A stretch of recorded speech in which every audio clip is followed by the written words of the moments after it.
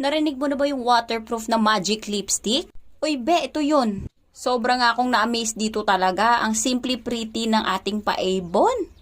Basta iba yung pagka-waterproof para sa akin kasi nagmo-moisturize siya sa lips ko. Ayan, itry ko. Nakita nyo naman, maputla talaga ang lips ko na may pagka-dark at ginamit ko yung snow pink.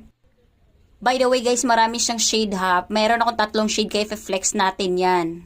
Mababango pala lahat to ha. Tas alam nyo yun, napaka-moisturize niya sa lips. Ginagamit ko rin siya sa cheek. Ayan, test natin mamaya. Sobrang amaze ako sa totoo lang guys. Ayan, wipes yung ginamit ko pang punas dyan guys. Yes po, natatanggal yung mga existing. Pero alam nyo yung naiiwan, parang natural na lang yung pagka-pink ng lips ko dyan. Grabe. Sobrang nakaka-excite siya gamitin everyday.